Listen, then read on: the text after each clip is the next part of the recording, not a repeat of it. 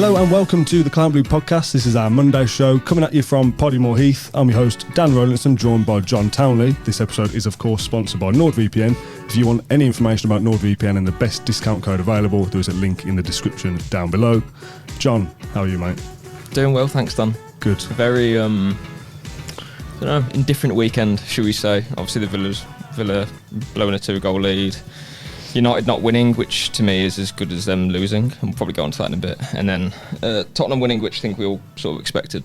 So, yeah. There's going to be... might do us a favour, but... Yeah, there's going to be lots of changes, lots of twists and turns to come in like the space of days, let alone weeks. Yeah. So, yeah, it's I said to you off air then, it's going to be very stressful end of the season, but one we should hopefully be able to enjoy at the same time. I put the questions together in a document on the train on the way here, and it didn't save. So I'm just going to have to scroll through Twitter and do it in a bit of a random order. There's a couple from YouTube as well, so I'm going to start with those. Nicole, first of all, says, how many times have Villa let in 2 goals between the 45th and 60th minute? Do they just take a break until all the fans are done with their beers and back in their seats? By the way, I'm getting sick of everybody moaning. Please chill out. Villa have done amazing and pretty much guaranteed a European place with 6 games to go. Which is... Yeah, it's true. We will be in our European competition next year. Yep. Which one it is remains to be seen. Yeah. Well, that is. I mean, at the start of the season, I remember saying that Conference League win, so winning the Conference League and getting in the top 6 would be a fantastic season. And I think we haven't guaranteed that. Well, of course we haven't. We haven't guaranteed the trophy part. The top 6 part, we are. I think we'll pretty much. I mean, God, it would take West Ham and Man United to do so. Yeah, top 6 is what, like 95% done. Yeah, 99. Yeah, of course. 0.9. Likelihood is like nearly 100%. So yeah, it's this season has met my kind of not my expectation. I thought we would threshold for success. Yeah, I thought we would have been 7th maybe and going to win the Conference League or trying to. So yeah, this has been my threshold for a lot of success actually. So yeah. The question is correct in terms of, we all need to kind of look at it as what will be, what will be. Yeah. But, it's football, isn't it? You want to achieve the best thing that you can possibly achieve, and for us that is 4th this season. In terms of the goals first part, in the goals second conceded, half. I don't know exactly how many goals it is, but yes, it feels like a lot. It's a lot, yeah. Yeah. I don't know, we answered something similar-ish. Well, I said to Matt on the post-match show that you and me spoke probably last week, I think, about why do we start the second half so poorly and why do we look a little bit off the pace?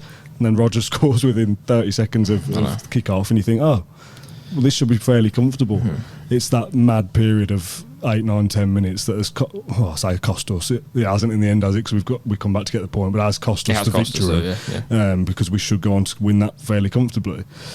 Why does that happen to us? I don't know. It's difficult to say. Part of me feels like things are just catching up with us a little bit.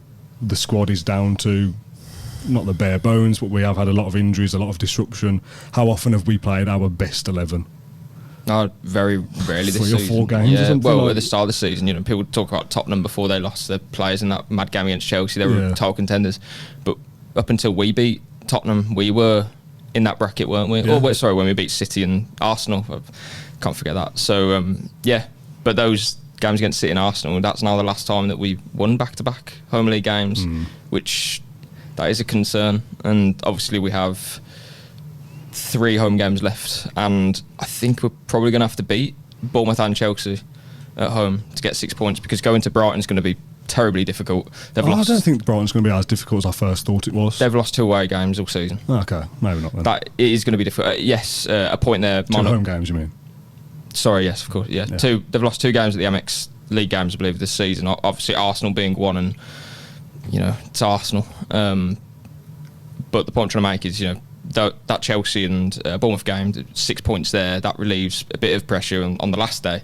Yeah. You don't want to be thinking, we have to now win our second game of our final 6 games on the last day, because that's, we're going into poor form then, aren't we? Instead of being like 2 wins in however many games. So yeah, we're kind of just... It is interesting how people almost kind of like write off the last day because of that thing of, if we have to get something, how much pressure will that be? But it's still an opportunity for 3 points. If we need it, I would back us to go and get it. Palace away isn't the Etihad. But we don't know exactly what position we'll be in. Of course, also Palace will likely have nothing to play for on the last day. Yeah, unless likely not. Scrapping to stay and up still. yeah, we will be the favourites to win that game, even if they are scrapping to stay up, because I think we'll probably need to win that game to either confirm fourth, maybe jump up Spurs to get fourth. I don't think it'll be the situation where United, we'll have to win to make sure United don't get above us. United have to win 6 of their last 7 to get 67 points. We're 2 wins away from getting 66, and obviously we would finish above them on goal difference if there was the same amount of points. So if we can beat Bournemouth and Chelsea, it puts us in a good position then to continue our assault on Spurs with 3 games left. 3 difficult games, but this isn't answering the question whatsoever, is it? But I think we have to kind of just get it all out at the start, don't we? Because this is the situation we find ourselves in. Speaking of not answering the question, Mike messaged to say, you didn't actually answer my question last week. You just poked fun at whether we're in a title race. We do that a lot. We do that a lot, yeah. How many times do we go to answer a question and edit it out? So, we haven't even really answered it. We do really answer that one, to be fair, but we did say something similar about the tactics, so they're being overloaded at half-time, etc., potentially. Mike says, the question was, what do we need to change in the off-season to ensure we are in a title race next year? Now, I think we started to talk about this. But then thought, it's a long way away yet. Let's just focus on this season before we start talking about next season. Yeah. The tongue-in-cheek comment is, what do we need to do to ensure we're in a title race? Is sign more players and keep winning games. I suppose title race is in how do we progress, because I said in the previous video, if we finish 4th, what's better than 4th? Well, it's finishing 1st, really. Yes, 3rd and 2nd, but it's the same prize. Yeah, in terms of prizes, you finish 1st or you finish 4th. That's the kind of the 2 levels, I suppose you could say. Yeah. So, listen, I don't know what makes Aston Villa title contenders, because if I did, I'd be earning a lot more money. Well, the thing is, we're not. I know every club will say, well, what about this and what about this? But if you do tweak a couple of results where we really should have won, we wouldn't be a million miles away now. I think the 2 Man United games, Sheffield United, Brentford at the weekend, they had another 9 points onto us. I know. We wouldn't be far away now. Not to say that we're going to go and win it, but we would only be 2 or 3 points behind Liverpool at this point of the season. I understand the logic, but I do think, come the end of the season, the table doesn't lie. And of course. For example, that Brentford game when we won there 2-1, I think that's probably because Ben Mee gets a red card for a poor tackle on Bailey. If he doesn't make that tackle, I don't think we win the game, especially in the context of it. And then it almost felt like, 4 points against Brentford over 2 games is probably about right, considering that. Because, obviously we don't beat them at the weekend, which is incredibly frustrating. But then in the away game, did we deserve to win? Probably not. But it was one of those games where you say, well, that's what the good teams do. They win when they are struggling or whatever. So it's almost like, I understand the argument about the players, but would we be in a title race in the last 4 games of this season if we still had Torres playing against United and stuff? I don't know. I think it's probably too easy of an argument to make. But injuries are part of the season. We're not going to go next season with our best 11 in every game. It's just impossible. And that's the same for others as well. Yeah. A lot of injuries this year, it if feels like. Arsenal get injuries or Man City get injuries, well, then they can bring in a 50 million, 60 million pound player. If we do it, we have to bring in a player who's on loan, which, nothing against, for example, Longley. I think he's been very good when he's played for us. But it's just not the same, is it? Yeah. You're always going to be a tad weaker. Maybe not in terms of literal personnel, but in terms of what it does elsewhere in the team. And the clubs who have been playing in the Champions League and have been competing for titles previously can cope with that. We have no experience of that at all yet, and that's nothing against us. We've promoted 5 years ago. Just the facts of where we are. Yeah. So to be in the title race next year, wow, exceptional recruitment is what I would probably put it down to, and a bit of luck as well. Yeah, a lot of luck. Quite a few things. Yeah. Okay, let's move on then. I was listening during that, by the way, for people who are watching. I was scrolling through my Twitter timeline looking for the questions, and I found all the ones I wanted to reference. So, David says, a different David. Was the last one David anyway? No, it wasn't. It was Mike. David says, can we please remain positive? Yes, we want Champions League, but the worst case scenario is we'll be in the Europa League next year. Spurs' next fixtures are Newcastle, Man City, Arsenal, Chelsea and Liverpool. Not necessarily in that order, but they've got those 5 to play. We have an opportunity to climb above them. They will drop many points, and if we don't climb above them, it's on us. Yeah, I agree with what he's saying, but I still think there's a lot of I think any podcast episode that we've done in the last couple of weeks, and we'll probably do in the next couple of weeks, it's all a little bit up in the air, because in a month's time, we might know that 5th place is enough to finish in the Champions League. because of how things go. If Arsenal beat Bayern Munich and West Ham beat Bayer Leverkusen and whatever else. Next Friday, we'll all be going, well, we're going to finish 5th at least, aren't we? Because look at who's behind us. So Champions League's done and dusted by the start of May. Well, but we're in this position now where we kind of go, yeah, well, maybe we can catch Spurs because we might need 4th, and we might well need 4th, but I'm relatively confident that 5th will be fine. My positive 30 seconds in this podcast is a lot of people think I'm quite negative. If Villa, Man City, Arsenal and Liverpool go through, so four clubs, and we'll know this by next Friday, if they all go through, 5th place is basically guaranteed, if not literally guaranteed. Villa are then 1 win away if they beat Bournemouth from finishing 5th. Yeah. Done. There's your season. Yeah, exactly. So that's the positivity from me. The negativity. Cheers, no, and God, it's not that easy at all because I can't spin this into a negative straight away, but Arsenal beating Bayern Munich, I think it's going to be difficult for them because you need... Yes, Bayern Munich aren't playing very well, and it doesn't really matter. This is a Villa podcast, but City beating Madrid again is difficult. Us beating Lille, difficult. So West Ham beating Leverkusen. I left them out because I don't think they will. So 4 Premier League clubs make it through to the semi-finals. To be fair, just quickly, there are some coefficient points handed out whether you progress or not. So, like Brighton, for example, when they beat Roma in the second leg, despite not going through, they did boost the coefficient by winning a game. Yeah, but so let's say Leverkusen beat West Ham in the first leg. Went through. It would help. It would help, but just a little bit. Yeah. But then to spin it on a negative, if Bayern Munich, Dortmund, and Bayer Leverkusen go through the 3 clubs, it's then So not completely. I think it is. Oh, is it? Yeah. Okay. Because then you got Arsenal going out. Of course. And West Ham. That would be trouble. What we're hoping for... Then you'd probably then need us and Liverpool to win the whole competition to keep I think going if further. 3 German clubs go through, I think it's near enough done. Do you think? I think it is. I don't know that for certain, but it would flip it basically. So but there's still 2 semi-finals to play and a final for Villa and Liverpool potentially. Yeah, but I think we have less points or something in the Conference League. Yeah, you get I don't know all the minutiae, but for lesser competition. But forget it. Well, don't forget it, but by next Friday, if we have 4 clubs, so us, Liverpool, hopefully 2, City hopefully, and Arsenal, hopefully, it's, 5th is pretty much done basically then. So then we'll be going into the Bournemouth game knowing, right, this could be one of the 2 wins we need to finish above Man United. Yeah. Season's done. We might not even need 2 wins over United. I don't think we will need 2 wins. Over this... I've done the maths almost every day. If we get to 66, Man United have got to win 7 out of 8. So, they're not going to, are they? 6 out of 7, yeah. They might win 4 out of 7, and that'd be great for Man United where they are at the moment. But I think United will get between 63 and 66, and that would depend on what they do away against Bournemouth, away against Palace. Will they win it? I have them down, and this is like their best level. I have them on 66 points on their best level, which is...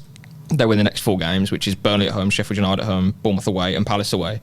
I don't actually think they will win all 4. No, I think they'll probably win 3, which would mean that their 66 points probably goes down to 63, 64, which means that Villa are a win and a draw, or a win, or maybe 2 wins. But 2 wins does it, And it gets to the point where wherever that second win comes from, it might already be mathematical that they can't catch us anyway. Yeah, maybe so.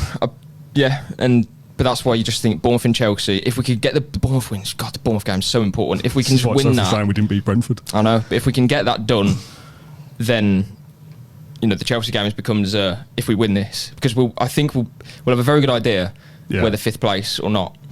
And hopefully it is. We'll go into the Chelsea game knowing this could be the win that, Gets us Champions League football. It'll be that Brighton won it of last year. If we win today, we've done it. It will be, finished. Yes, exactly that. But you just know that because it's Villa... 4 clubs won't be going through in the, Real Madrid will beat City and Arsenal. Let's stay positive, John. And also, like David says, Spurs have got, a couple, they finished the season with Burnley and Sheffield United, and everyone go, they'll win them. And they probably will. Yep. But that run of the tougher games, of course. Newcastle next weekend is not easy. I'm not suggesting Villa can't finish 4th, but I'm only explaining it because this is the lowest point we could get to is 5th. Yeah. If we want to talk about 4th, then I agree. If we beat Bournemouth, then we are then... at least level with Spurs, depending on what they do against Newcastle. Yeah. If they beat Newcastle, they go 3 points ahead of us, because I don't know if we'll get anything against Arsenal. The likelihood is that we don't. I don't know. But then we will then match them if we beat Bournemouth, because they don't play, and then they go into that bad run of games. So again, the Chelsea match is a case of, we could probably jump them now. Yeah, hopefully, yeah. Yeah, so the last 3 games of the season, I think it'll be between us and Spurs. It'll be neck and neck. But Spurs, of course, have Sheffield United at home, Burnley at home. But that doesn't mean that we wouldn't be able to get anything against Liverpool, Brighton, Palace. So still, like that will go down to the wire, I'm pretty sure. I said to Matt on the post-match, there's a long way to go, which sounds stupid when it's only 6 or 7 games, but it's still a lot of football, a lot of twists and turns. That's why I'm so on it at the moment for the 5th place one, because I know that that's one that we can kind of sort in the next 2 weeks, really. But the 4th place, I think, will just go down to pretty much the last day. But if we already know 5th's enough, 4th's almost a bonus at that point. Yeah, exactly. We could play with freedom, Yeah, and prioritise the Conference League, as somebody asked me, if I can find the question. David, another David, I knew there was more than one. Now that 5th is more certain than 4th, is it better to prioritise the Conference League to help with the coefficient rather than trying to push on for 4th? Again, I think it depends on where we are after. Let's get past Lille first. Let's answer that question in 2 weeks' time. Is there an argument to say that you just keep playing your strongest team for momentum's sake? I think that could be difficult for fatigue, if I'm totally honest. I think the Man City game told us that and told us what Emery's thinking as well. I don't think there'll be mass changes against Arsenal, but I wouldn't be surprised if there's 1 or 2. Obviously, Louise is going to come out for that game and the Bournemouth match, and he'll play both against Lille, home and away. Yeah, possibly changes, but that would be the case of Digne for Moreno. Louise comes out, Tielemans and McGinn would play holding, so then Moussa Diaby would. I don't think it would be the case of Duran would play instead of Watkins against Arsenal. I don't think it would be that bad. But you've got to manage this squad, because the injuries we've had this season, I think Emery's almost not scared but very cautious about it. That's why he left Diaby, Tielemans, Torres on the bench, because they've had niggles and injuries throughout the season. And we know that after the City and Arsenal games, when Torres and Tielemans both got injuries, we did see a big dip. So I think he's just cautious. We don't want to do anything silly. We're so close to the finish line, aren't we, now, where this 5th place scenario is kind of in our hands. Just get over the line for these next couple of weeks, see if it is enough. If it isn't, that chair's dodgy, by the way. If it isn't enough, then we have got to kind of flog the team a little bit and go, right, well, we have to keep winning games. Hopefully that's not the case, and we can kind of have one eye on the Conference League, but again, got to get through Lille first. It's not going to be easy. And I said a few weeks ago, we have an opportunity in the coming weeks to basically do everything we need to do in the next few weeks, and then have the last 2 or 3 games as like an opportunity to get 4th, should we say. But it hopefully won't really matter. Yes. People keep asking about, does 5th mean that you're in a qualifying round for the Champions League? Because previously it was something before. If you finish anywhere from 5th to 1st, we all go into the same league thing. So there's no extra prize for finishing 4th, besides a bit of extra prize money from the Premier League. Yeah, which would be nice. And you'd like to finish with Spurs just because it would crown a fantastic season. And also because again, you'll see, and I know that some people don't care about the external narrative and stuff, but you'll have people go, well, this is the first time that 5th gets Champions League in any other year. Villa wouldn't have got into it. You know what I mean? Newcastle got 4th, Villa only did it by getting 5th. None of us will care about that, obviously. But it'll still be there. So I said a few weeks ago, we had an opportunity to kind of just do all of our work quickly and not have too much pressure at the end. That is still the case, but the Brentford result means that kind of accelerates things a little bit. Bournemouth game is now even more important than the Chelsea game as well. Okay. Next question then from Bob, who says, "Evening Dan, hope you've recovered from your wedding day." Just about. Question would be, why have performances dropped off, especially at home? Is it Unai focusing on the Conference League over the league? And why do we start games so slowly, allowing opposition to come on and attack us? This wasn't a Villa thing, was it? At one stage, we started games quickly and we scored goals in the first 15 minutes or so. Kick of the Holton. Start in front of the Holton, mate. Yeah. We've been through this before, haven't we? Yeah. Play in front of the whole end and we'll start winning again. It gives us an advantage. The numbers prove it. And I'm not saying this is the only reason. And I don't have the stats on me, but I did a piece about it a few weeks ago, and it's quite overwhelmingly obvious that Villa have a better chance of scoring early goals in front of the Holton than the North Stand. So I will be asking Emery about it, just in case he hasn't seen it. I'm pretty sure he has, and I'm pretty sure he's aware of the data. But I might just drop it in there. Yeah, do it. I do think that is one reason. Obviously not the be all and end all, because Villa should be starting well at either end. It really shouldn't make a difference, but apparently it does. I don't know. I just feel like at this point of the season, the table is I feel like the start or in the middle of the season, the table's like that. It's like kind of stretched out. The good teams and the bad teams. Now it's like, and the teams at the bottom they're not literally in terms of points closer to the teams at the top, but the difference is much less. For example, Forest, if Chris Wood scores his goal from 2 yards, that's a different game. If James Maddison gets sent off and he should obviously punch an opponent, that's a different game plus more. If Murillo scores from, I know these are ifs and buts, but these things probably wouldn't have even happened earlier in the season. The Premier League's always competitive, but it feels like at this point these games are fighting for something, aren't they? Exactly. For the vast majority, most people, Forest are desperate for points. And if Forest are playing anyone else in our running, then you think, well, maybe. And that's why for us, Bournemouth and Chelsea at home are probably better games than playing a Luton or even an Everton, or because they are. I mean, Chelsea are playing for something, but you wouldn't know it. They, do one thing and then they lose the other. Bournemouth as well aren't really playing for much at this point. Of course, they're going to be difficult games, but Brentford need points, and they came very close to beating us in the end. So it's I just do think the table kind of condenses now. Everyone is got something to play for, apart from maybe a couple in the middle, and luckily those are the teams that Villa play really. So I just think yes, Villa could have been playing better than now, but I think there's reasons for that, and this is at the period of the season, the business end, where the top teams don't always play so well, but they just get it done. And that's what Villa's task is now. Did you see Postecoglou's quotes about not being bothered about the top four? Yeah, no, I understand everything he's saying there, but I think that's because you're working for Tottenham, who have incredible revenue streams. They are cemented in the top six. They are forever going to be a Champions League chasing club. We're trying to become that, and that's why for us we need to just get there to start. I didn't see the full quotes. I just saw about I'm not bothered about the race for top four or whatever it was. I don't know whether he goes on to say like, oh, we should be winning titles, mate, which is the worst Australian accent ever. But it would be fair enough, I suppose. The expectation, I'll have to know. The expectation is probably different, but I saw Tottenham fans replying to it and being like, well, maybe they're thinking, well, fifth is fine as well, like we are, like it's either or, it's the same prize. So therefore, for him to say, I don't care about the Champions League, so what, you'd rather finish 6th or 7th then? Well, obviously, I can't imagine that's the case.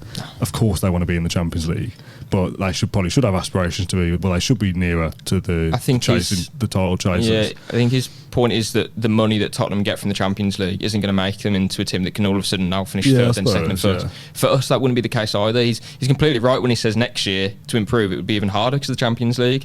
Yeah. But the point he says about the money is true for Tottenham. For Villa, it's different. Yeah, I saw Spurs fans replying to that tweet saying like, the only thing left for us to do this season is to beat Arsenal and roll over for Man City and Liverpool. Yeah, because they're more bothered about Arsenal not winning the league, which suits us as well. If they want to throw away 2 games and everything, that is a weird. It's a strange dynamic. It's a strange dynamic because they obviously don't want Arsenal to win the league. So if they do lose, I mean, I'm not saying they're going to throw the game, but if they did lose to Man City and Liverpool, suits us. It's a weird one because the players, as professionals, I don't think they'd. I think they'd just approach it exactly the same, and Postecoglou wouldn't allow them to. No, of course they won't. But the fans, I do think it would be a weird. If Arsenal, if them beating Liverpool or Man City or getting a draw or whatever helps Arsenal, there would be a weird situation there, I think, especially for a team like Tottenham. Dr. AVFC says, what are your thoughts on Ollie Watkins' comments about us needing that big team mentality?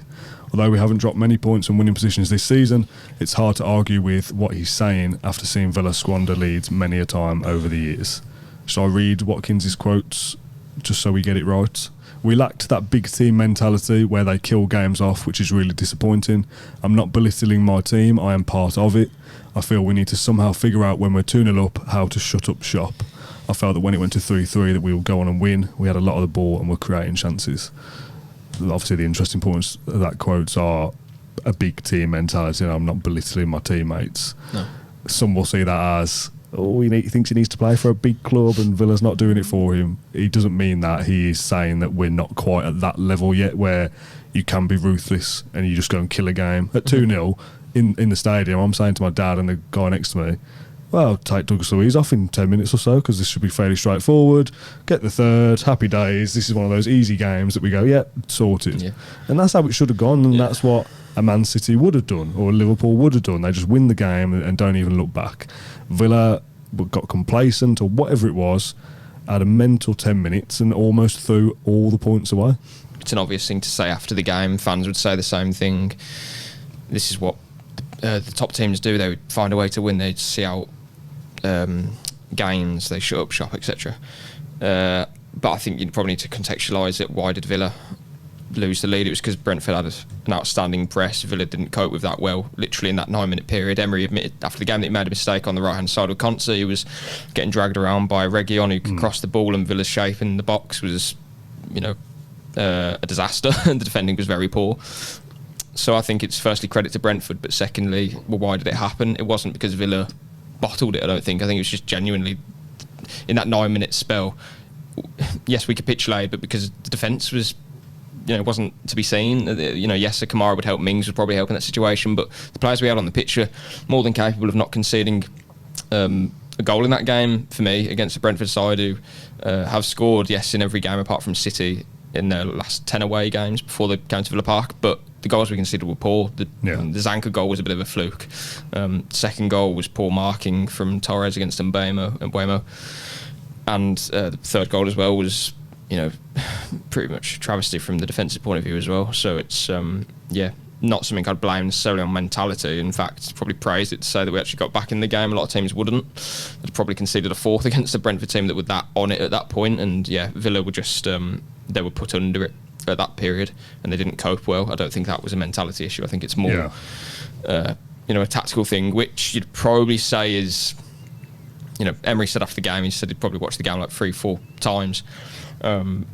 He'll be able to spot why it happened. I mean, it's quite obvious. It was poor defending. Running to see it 4 times to see what went wrong. Yeah, but I'd rather it weirdly. I don't think mentality is an issue with these players at all, if I'm being perfectly honest, which is a good thing, because it means that in every game we're going to be competitive, which I believe we will be, as long as we're playing in the correct way and defending in the right way. Unfortunately, for that 9 minutes, we weren't. But it's 9 minutes that has, cost us 2 points at the end of the day, so that is an issue. Yeah. Okay, let's move on. Matt Jilk says, do you know if top 5 guarantees Champions League? If Man City or Arsenal were to win the Champions League, does then 6th place qualify? I'm not suggesting we will finish 6th, or are England only allowed 5 teams regardless? So if we get the coefficient, then it will just be the top 5 teams. Yeah. Whether City win Champions League, Arsenal. It's just the top 5. They all go into the league phase. Villa will be in, if they get in there, probably the 4th pot, so we'll play, everyone knows about the pots, and then it will, if the 5th place, if England get the coefficient, then 8th place will be Conference League, and then 7 and 6 will be Europa League. Yes. So 8 teams in Europe, which is the same as this season, because West Ham obviously won the Conference League, so that wouldn't change. There'll be a lot of Sunday games again. But no, if City win the Champions League and Villa finish 5th and the coefficient is in England's favour, nothing changes. Yeah, still only going to be top 5th. 5 teams. We're not going to need that contingency that if we drop down to 6th anyway, but it doesn't exist even if we did need it. Yes. Okay. It's so confusing. Sorry. Adrian says, who replaces Douglas Luiz against Arsenal and Bournemouth? So bloody frustrating, wasn't it, that? To survive for 96.5 minutes, then kick through the shin of somebody with the last kick of the game. I was aware of it during the game, and I was thinking, well, Luiz is not going to make any of these tackles. And there was one where he kind of bumped his player over, and he went to the ref, and he was like, I was like, so good. First one. I actually think he might have forgotten, to be honest, that late in the game. I do. Well, that's ridiculous if so. Not forgotten. He knew straight away that when he did it. When he did it, but I think in the heat of the moment, Villa, because we looked like we might even score the winner at that point, and it was kind of like, if we do, this is going to be huge, and it almost felt like it was there for us to do in a weird way. When we went 3-2 down, I thought, oh well, if we get one, we'll probably get another, similar to like the Palace game. And we had a bit of a counter-attack going. If Luiz could have won the ball and he didn't, commits the foul, it's obviously a yellow card, and then he realises, blown it, and it's such a huge so miss frustrating for those two guys. Like Arsenal is getting, everyone will kind of go, oh well, we probably won't get anything. Yeah, maybe we won't. I would prefer him to miss the Arsenal way than Chelsea and Bournemouth. And I know the threshold was gone, so it's a pointless statement anyway. But it was like the McGinn one. If McGinn's going to miss City, so be it. Yeah, I know, I kind of get it, but Bournemouth at home is now this massive game with having Douglas Luiz there. I mean, we're all kind of going, Bournemouth, whatever. Bournemouth are a good side. For sure. They're better than Brentford. And Brentford gave us difficulties. Bournemouth are handy. To not have Douglas Luiz for that game is going to be difficult. And again, it always feels like Villa give us something with one hand and then take with the other. That, okay, you can have McGinn back, but we've got to take Douglas Luiz away, and you can have Conte back, but Pau Torres is injured. There's always something going on. Yeah, and what's going to happen? We've got 3 games to play for Bournemouth. Well, Do you know what I mean? God knows, but if we play Bournemouth tomorrow, then yeah, I'd just presume Emery would bring in Diaby, and you just play Tielemans, McGinn as a pivot, Rodgers left, Bailey right, Watkins, Diaby. Yeah. I don't think there's much else to do. Yeah, you could maybe bring in Zaniolo, but why? Because you got Diaby.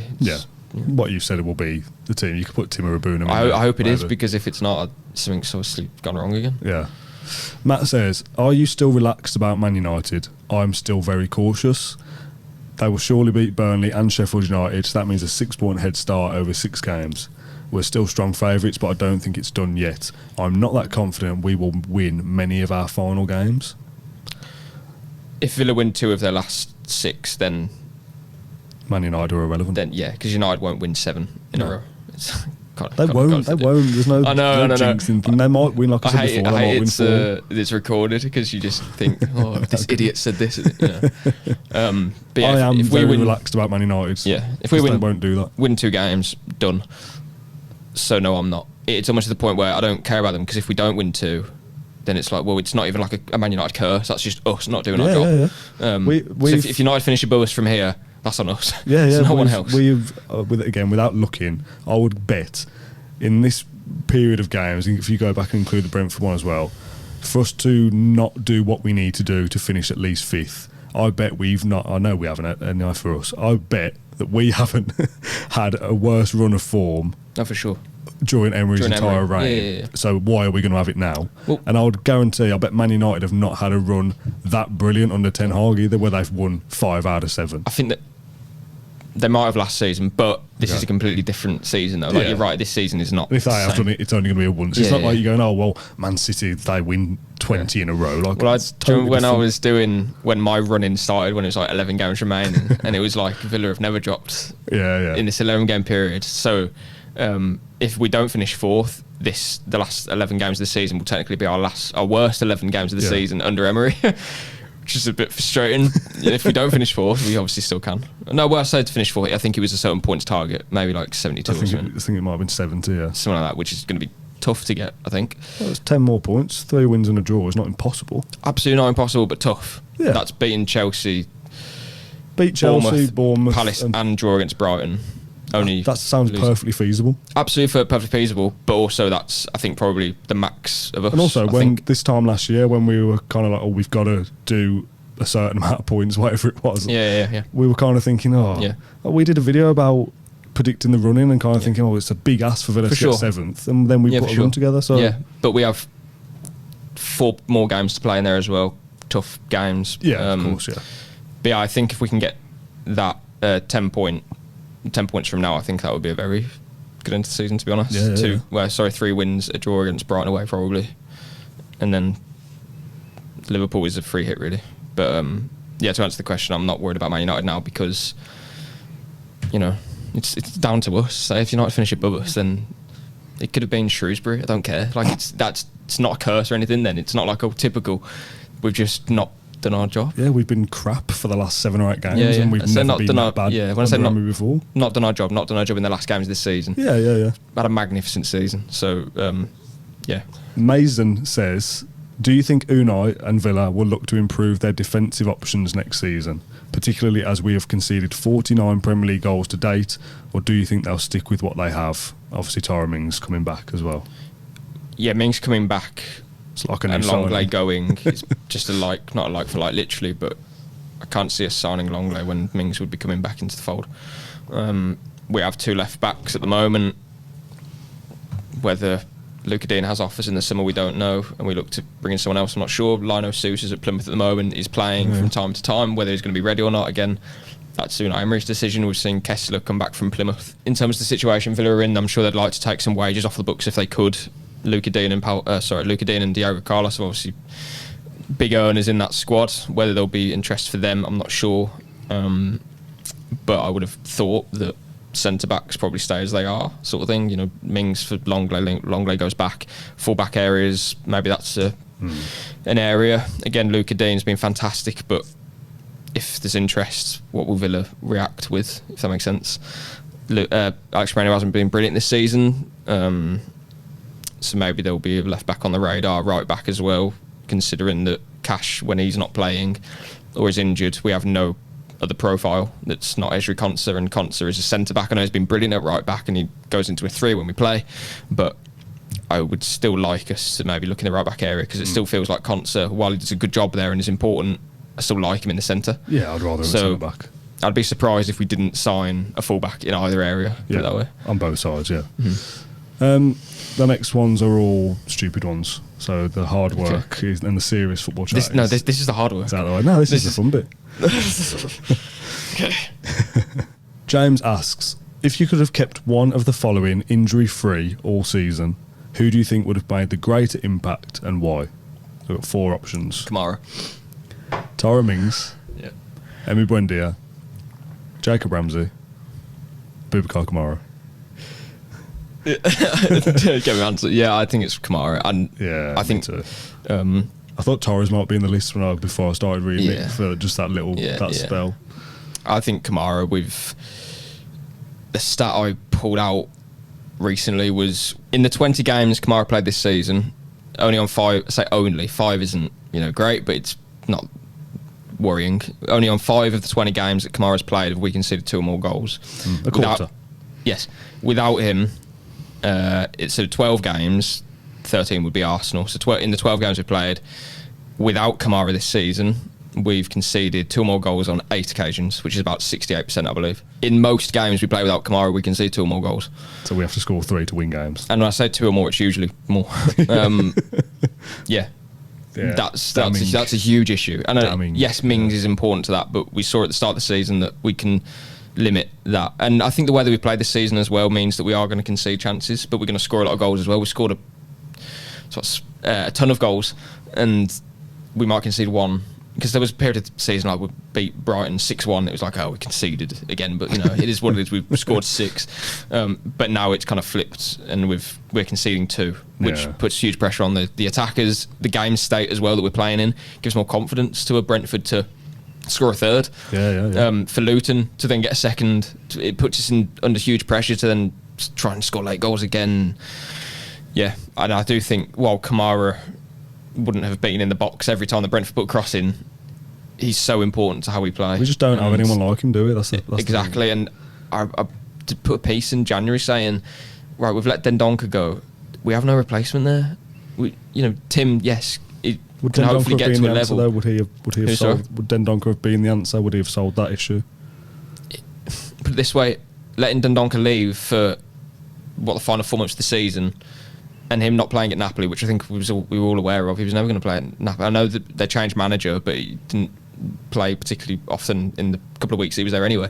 But just for me, the risk of it and the reward, not reward, but to shift his wages for a few months, just to not have a holding midfielder, I couldn't grasp it. I thought we just brought in another holding player. Penultimate question from Jordan, who asks, if you had to pick one player from the relegation squad, not Grealish, and they had to feature, so they have to play in the last few games of this season, who would you pick? And no, not as they are now. Back then. Come off it. Right, okay. Surely you didn't think like a 35-year-old. I was going towards Gay because at least he's playing the front. Okay. No, so back when they were, however old they were back there, they're still playing, they're still on form. Yeah. Who comes back in from the relegation year to help us do a job to get over the line for top 5? That's a horrible question. We've got to play as well. I'm just trying to think, who do we need? Gay's probably a decent shout, to be fair. None of them would get in the team. With the midfield options. If you're talking about the quality as they were then. Oh, of course, yeah. None of them would get in the team. So the question of would they help? Marvey, left back?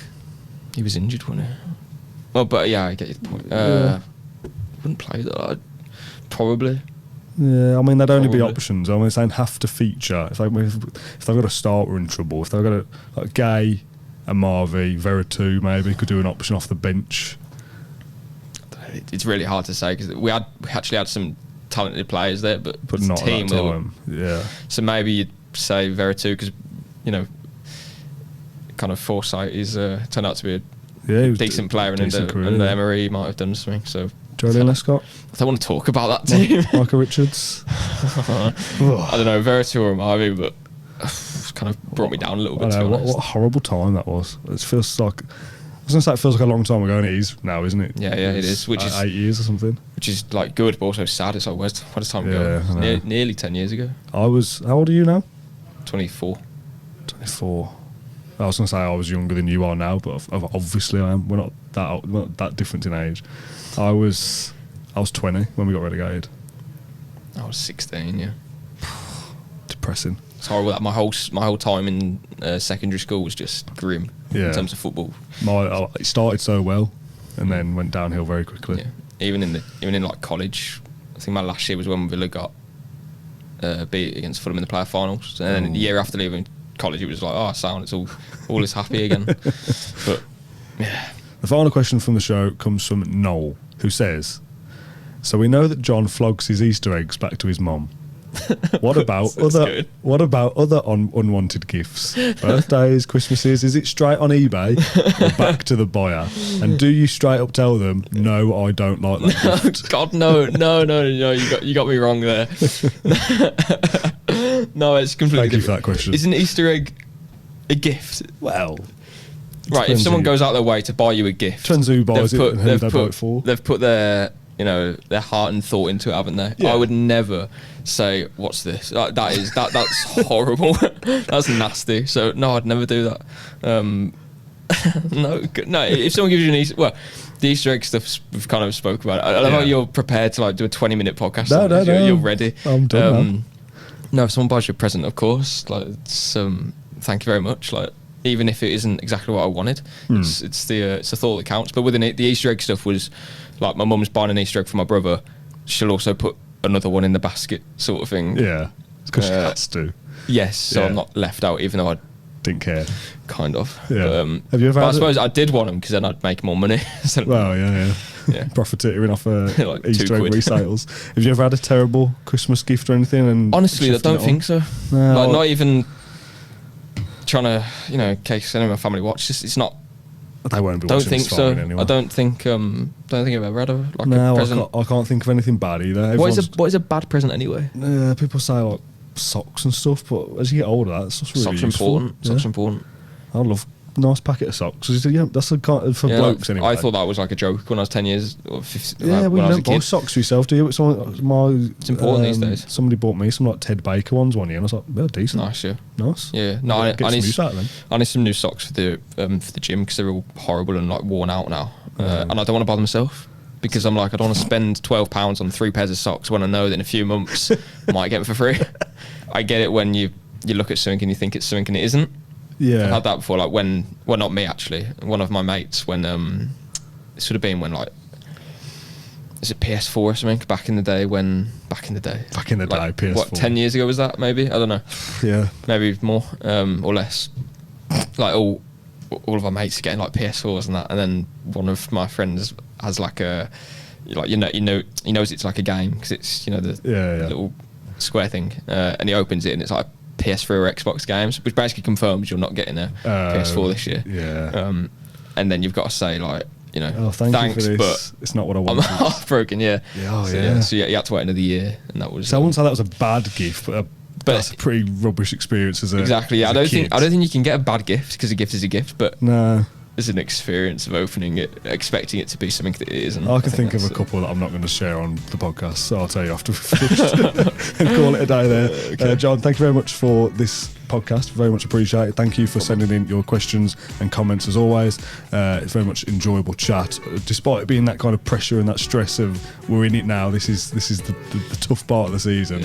It's nice to look through it. Things will change and things will go up and down over the next few weeks. We will see what happens with 5th place when we play these seconds. Let's go back to the positive. Next Friday could be 2 wins away from exactly, yeah. And then Champions League. The Monday show that we do 2.5 weeks away, could be buzzing about. We only need to beat Bournemouth at the weekend, and we're flying. It could be not. It could be the other way. If you want to get involved with NordVPN, there is a discount code in the description down below. Thank you, John, for your time. Thank you for watching or listening, and we'll see you on the next one.